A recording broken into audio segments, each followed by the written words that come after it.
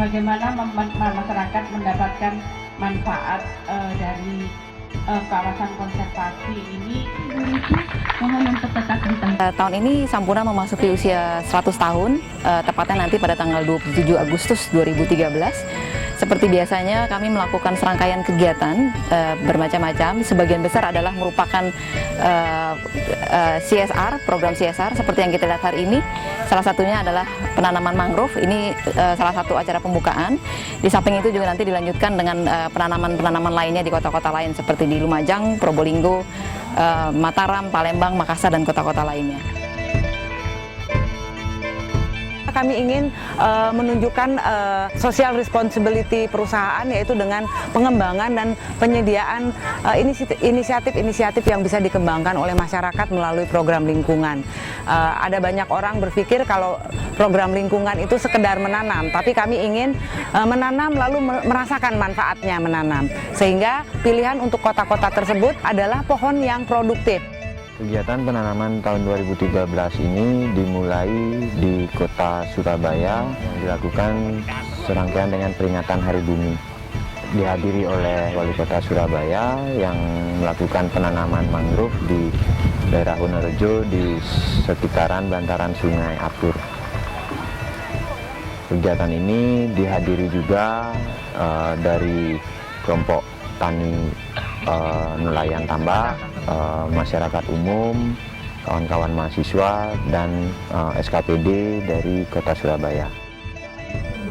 Lingkungan ini supaya lebih bagus, dan targetnya untuk peserta atau masyarakat yang di sini itu lebih peduli juga, jangan membuang sampah sembarangan, karena sini itu anggapannya lah buat pembelajaran atau buat ekowisata yang bagus. Kalau ditanam mangrove itu ya hasil tambah itu ya airnya bagus, terus pendapatannya juga bagus.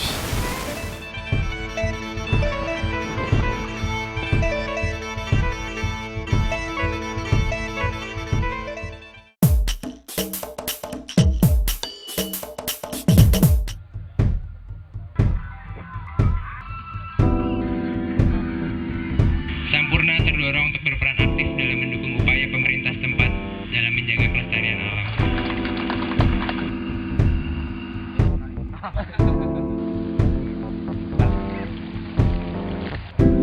Untuk Lombok itu kita lakukan di Kabupaten Lombok Timur, di Kecamatan Sikur, desanya Tete Batu Utara sama Tete Batu Selatan, dan di Kecamatan Montong Gading di Desa Penggajurang Utara.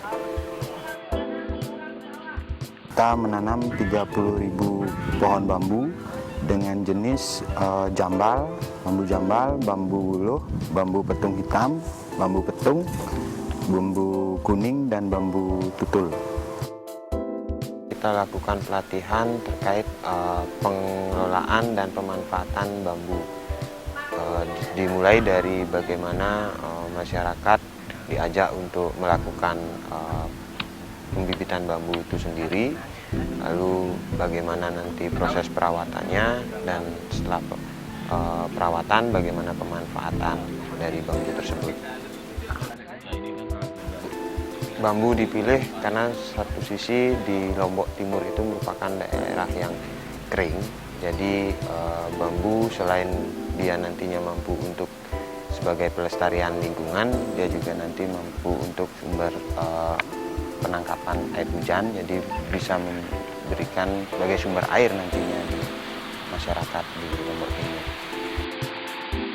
Selain mereka menanam, bambu itu juga sebenarnya bisa banyak sekali manfaatnya untuk kerajinan. Jadi tidak hanya sekedar menanam, tapi bambu itu pun nantinya bisa memberikan hasil yang memiliki nilai tambah untuk pendapatan masyarakat. Jadi nantinya dengan mereka bisa mengelola itu menjadi sebuah kerajinan, kan tidaknya ada pendapatan tambahan untuk masyarakat di sana. Mereka sangat antusias, terlihat sekali pada waktu latihan yang dilakukan, di mana mereka sangat tertarik untuk belajar bagaimana membibitkan bambu itu, dan termasuk bagaimana cara-cara pemanfaatan bambu tersebut. Nah, begitupun dengan dari dinas dan Taman Nasional, karena secara positif hal ini selain berguna untuk mereka mengembangkan bambu, juga nantinya berguna untuk menambah pendapatan masyarakat yang tidak istilahnya itu, kalau secara ini sih di Resort Joben, jadi mereka tidak masuk ke hutan untuk memanfaatkan kayu, tapi lebih ke pemanfaatan bambu. Pelatihan ini ternyata jauh sekali dari yang saya bayangkan, lebih bagus dari apa yang saya bayangkan gitu. Saya tidak pernah membayangkan kalau kita akan dilatih cara pembuatan kompos, yang namanya mol, baru pertama saya dengar. Pokoknya banyak sekali yang saya dengar asing, tapi ya syukur-syukur saya bisa agak sedikit paham lah gitu, langsung memahami apa yang disampaikan. Menurut saya menjanjikan sekali nih kalau ditekuni. Kami sangat mengharapkan dukungan secara kontinu begitu untuk kami yang ada di sini. Apalagi kalau sampai ada bantuan sejenis alat gitu, karena kami yang berada di pinggir kawasan ini sangat-sangat mengharapkan bantuan, apalagi pelatihan-pelatihan yang modelnya berkunjung ke tempat para pengrajin-pengrajin bambu. Besar manfaatnya. Bisa membuat bingkai, bisa membuat angklung angin, juga kotak tisu, gantungan kunci. Berterima kasih sekali kepada yayasan dan HM Sampurna yang masih peduli terhadap lingkungan kami, melestarikan lingkungan kami, dan kami juga sudah mulai merasakan dampaknya, terutama sekali waktu pelatihan. Setidaknya kami punya gambaran mengenai pengolahan bambu dan lain sebagainya. Kegiatan seperti ini kita bisa tambah wawasan juga, bisa mendapatkan ilmu, bisa kita bisa dapat keterampilan dari pelatihan ini juga. Terus untuk manfaatnya kan sudah kita tahu bersama kalau manfaatnya banyak. Selain untuk alam kita juga untuk ekonomi juga bisa nanti untuk selanjutnya. Kami sangat merasa diuntungkan. Kenapa? Masyarakat yang ada di pinggir kawasan kami ini biasanya kan menggantungkan hidupnya itu dari hasil hutan saja. Alhamdulillah dengan adanya kegiatan-kegiatan penanaman bambu dan suatu keterampilan-keterampilan yang diberikan dari IDEP itu sendiri, secara otomatis kegiatan masyarakat yang biasa menggantungkan diri dalam kawasan itu akan berkurang. Nah, karena nilai ekonomis bambu ini sangat tinggi sekali.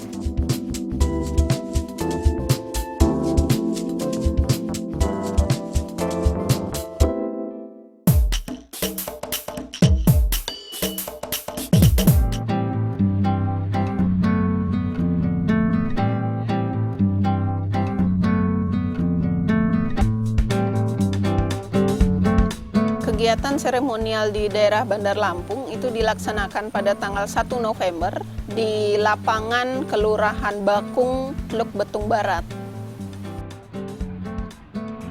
Program 3000 pohon ini sebenarnya adalah salah satu wujud nyata bagaimana komitmen dan kontribusi Sampurna terhadap warga di Bandar Lampung dan kepada masyarakat.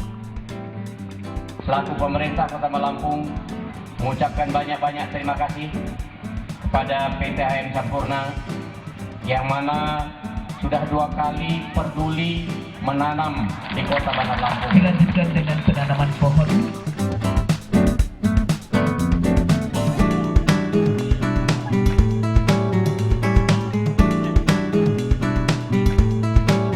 Kami menanam 3.000 pohon.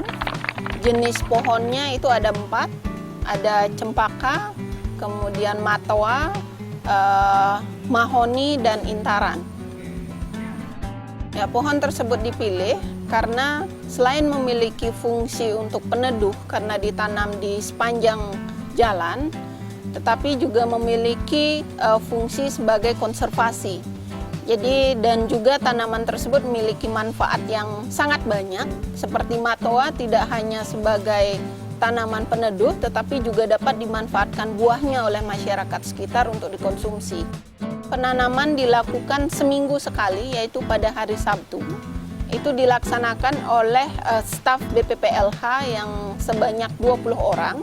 Itu didistribusikan di masing-masing wilayah di lokasi penanaman, yang dimana lokasi penanamannya ada 5, yaitu di Teluk Betung Barat, Teluk Betung Timur, Teluk Betung Selatan, kemudian Tanjung Karang Barat dan Tanjung Karang Selatan. Pelatihan di Lampung, pesertanya di sana lebih pada anggota dari kelompok pelestari lingkungan, yaitu dari Sahabat Hijau, dan juga beberapa kelompok ibu-ibu yang memang melakukan pembuatan pupuk organik di daerah Lampung. Mereka sangat antusias karena di dalam pelatihan tersebut tidak hanya tentang pembenihan dan pembibitan tanaman keras, tetapi di sana juga kita berikan pengetahuan tentang bagaimana cara sederhana untuk melakukan pengujian kesuburan tanah mereka. Jadi setelah pelatihan mereka dapat atau mampu menganalisis kondisi lahan mereka masing-masing dan mampu membuat bibit sendiri. Adanya pelatihan yang difasilitasi oleh IDEP mudah-mudahan bisa jadi alternatif untuk masyarakat saya, khususnya bagaimana mengolah sampah minimal di lingkungan saya supaya lebih bermanfaat, kemudian efeknya mudah-mudahan bisa untuk lingkungan di sekitar. Penanaman, penghijauan saya pikir penting buat di Kota Bandar Lampung ya, terutama buat ketersediaan ruang terbuka hijau.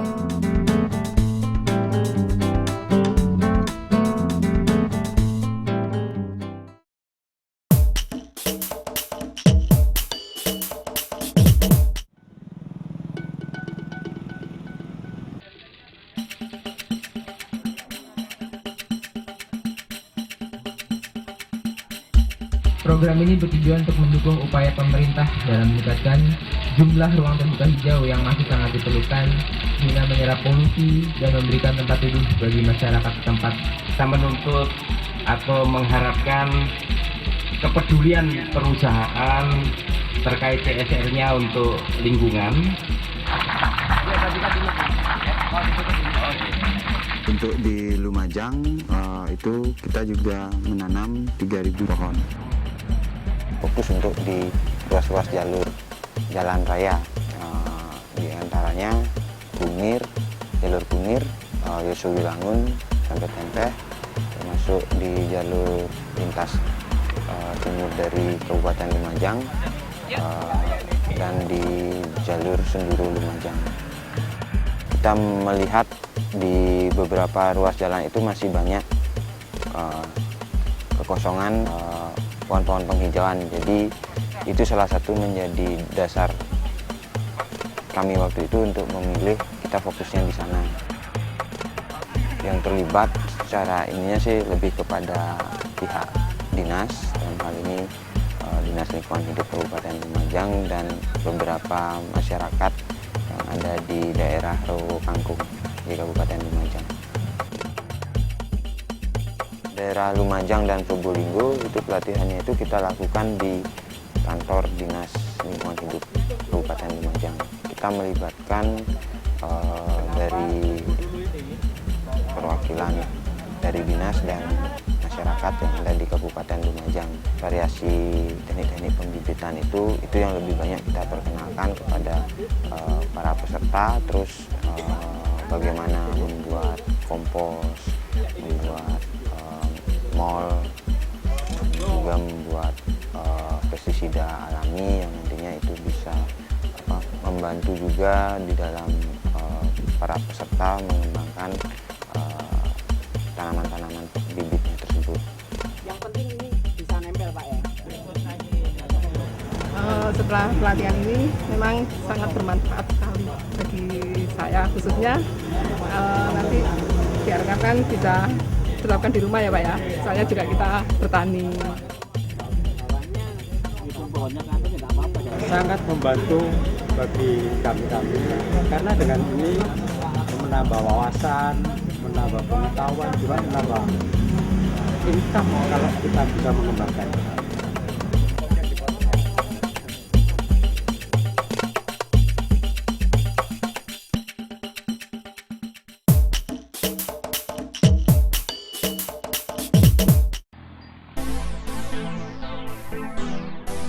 Untuk Probolinggo itu secara ininya kita ada 2 di kabupaten dan di kota.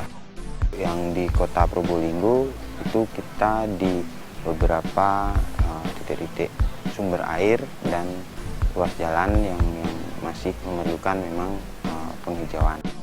Kalau untuk di Kabupaten Probolinggo itu kita fokuskan di jalur menuju Gunung Bromo, itu di Desa Ngadisari dan Desa Wonokerto di Kecamatan Sukopuro. Dipilihnya lokasi Gunung Bromo itu selain merupakan daerah tujuan wisata juga karena memang daerah itu memiliki tingkat kerawanan yang sangat tinggi terhadap longsor. Kami menanam 3.000 pohon. Dalam menjalankan program ini, kami menyadari pentingnya komitmen dan kerjasama yang kuat antar sektor pemerintah, swasta, dan masyarakat atau yang lebih dikenal dengan public-private partnership.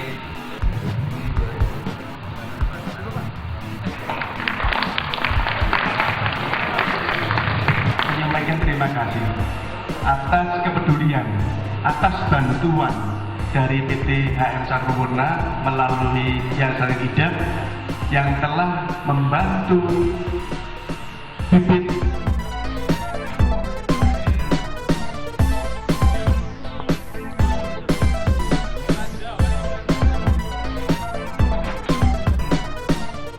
seneng soalnya ada kegiatan kayak gini kan buat musim hujan bagus mas.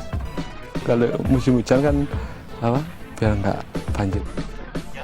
Tentunya di daerah kami, khususnya Ngadisari, memang daerah katakan rawan longsor berkaitan dengan daerah gunung aktif seperti itu, sehingga upaya penanaman pohon ini memang kami harapkan.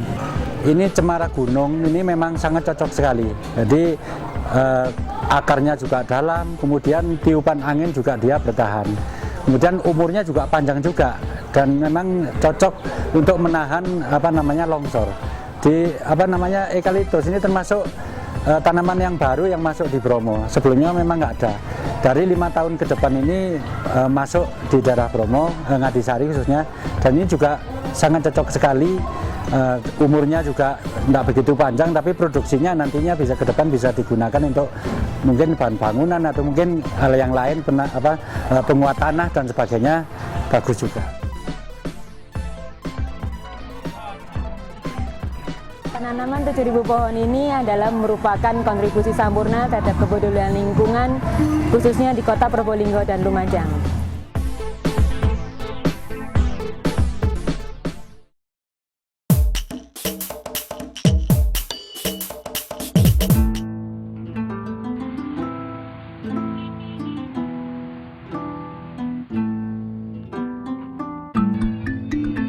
Hari ini kita berkumpul, ini adalah salah satu acara yang dilaksanakan oleh Sampurna, yaitu penanaman 3.000 pohon yang dipersembahkan oleh Sampurna untuk Kota Palembang.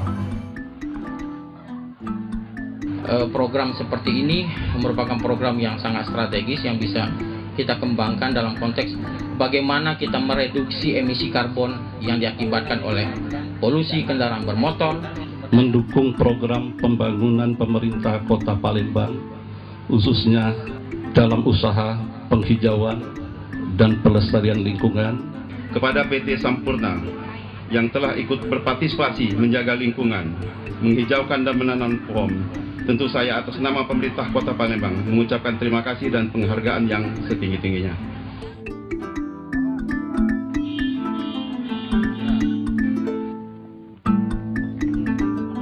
Untuk Palembang kami telah menanam 3.000 pohon. Jenis tanaman yang ditanam di daerah Palembang itu ada matoa, kemudian mangga, sirsak, trembesi, ketapang, dan mahoni. Penanaman dipusatkan di daerah Gandus, terutama di daerah lokasi hutan kota, Kota Palembang. Saat seremonial adalah penanaman terakhir. Jadi 2 bulan sebelum seremonial itu sudah mulai dilakukan penanaman. Kegiatan dari penanaman pohon 3.000 batang yang ada di Palembang ini merupakan sebuah rangkaian bahwa kita mendukung program pemerintah untuk 1 miliar batang. Di daerah Palembang, peserta pelatihannya adalah dari kelompok SHI atau Serikat Hijau Indonesia, di mana kelompoknya itu terdiri dari mahasiswa dan juga para petani di lingkungan daerah Palembang.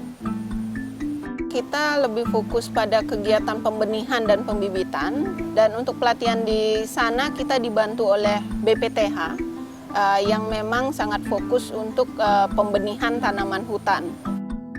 Kalau manfaat sih banyak sekali. Di antaranya saya lebih banyak tahu bagaimana cara membuat pupuk, bagaimana kita mencintai lingkungan yang sesungguhnya. Harapan untuk kota Palembang sendiri sih, saya ingin Palembang tuh lebih hijau. Kita sering melakukan penanaman pohon, tapi kendalanya kalau kita melakukan penanaman pohon itu, yang pertama itu kendala pertama itu kita sering sekali susah mencari bibit nih Bang. Terus yang kedua, kadang-kadang kita sudah ditanam, nggak taunya dialihfungsikan lahan itu kan. Kita akan melakukan pembenihan itu sendiri, dan itu akan kita jual ke masyarakat dengan harga yang terjangkau. Sehingga stok bibit yang di Palembang ini tidak sulit dan tidak harus mengambil di daerah-daerah lain.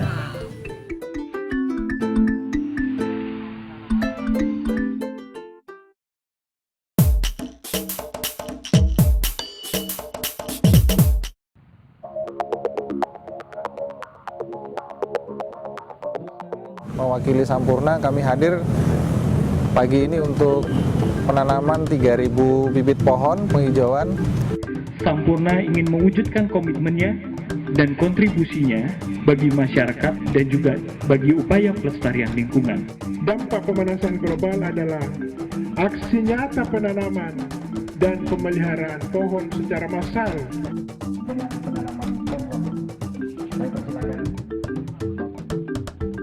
Untuk Makassar kami menanam 3.000 pohon. Jenis tanaman yang ditanam di daerah Makassar itu adalah tanjung, gelodokan, mahoni, angsana, dan pucuk merah. Penanaman di Makassar itu tersebar di beberapa lokasi, diantaranya Kecamatan Ujung Pandang, Manggala, Biringkanaya, dan Tamalan Rea. Penanamannya dilakukan bertahap selama 2 bulan.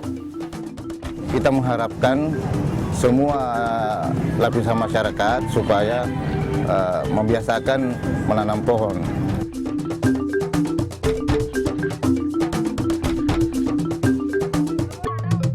Jika tahun lalu kita hanya menanam, tahun ini kita tambahkan dengan pelatihan, pembibitan, dan edukasi kepada masyarakat.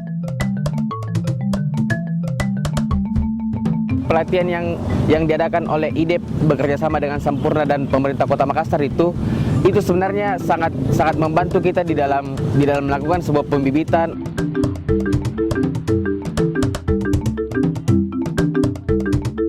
Dengan kontribusi Sampurna ikut terlibat di dalam penghijauan di Kota Makassar ini juga akan memberikan efek yang bagus, hubungan yang bagus dengan masyarakat kita di sekitar sini, begitu juga dengan hubungan kita dengan pemerintah di Kota Makassar. Mari kita terus lestarikan lingkungan kita.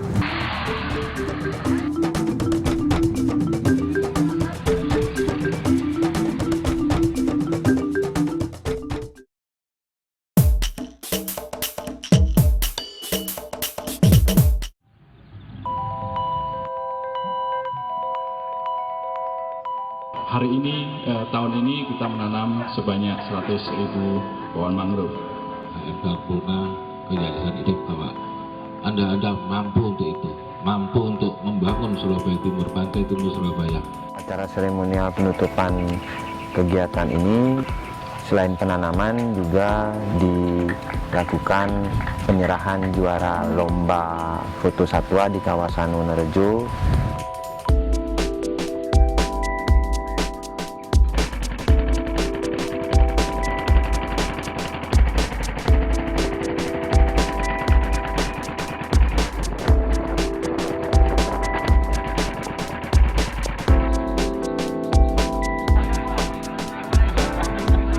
dan juga penyerahan secara simbolis berupa media-media, informasi, pembelajaran mengenai mangrove. Kami ingin ikut berpartisipasi dalam hal melestarikan Surabaya, menjaga dari kemungkinan bahaya resiko yang besar bencana alam, tapi juga tentunya ultimately adalah menjaga keberlangsungan operasi perusahaan begitu. Pengennya nanti sungai ini bersih dari sampah. Dengan adanya kayak gitu kan nanti juga masalah banjir kadang kebanyakan bukan banjir karena airnya sendiri, tapi banjir karena sampah. Seperti halnya di kota-kota lain, di kota Surabaya juga dilakukan pelatihan terkait tentang pembudidayaan mangrove dan pemanfaatannya. Dengan adanya pelatihan ini, alhamdulillah saya jadi tahu, mungkin walaupun tidak banyak, tapi pertama adalah saya tahu barangkali tentang jenis-jenis mangrove yang ada, kemudian teknik pembibitan, tanaman, serta beberapa hal yang terkait dengan pengolahannya, yang barangkali ini adalah hal yang baru bagi saya untuk memahami dan untuk mengembangkan mangrove ini.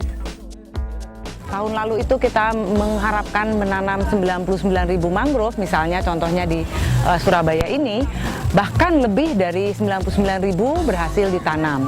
Kemudian selain itu juga muncul pembibitan. Jadi saya kira dengan adanya tahun lalu dimulai pembibitan, tahun ini diharapkan kita bisa berkontribusi lebih lagi.